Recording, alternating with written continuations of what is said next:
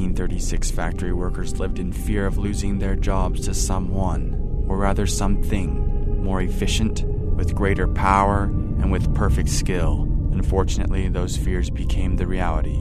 And again, history has begun to repeat itself.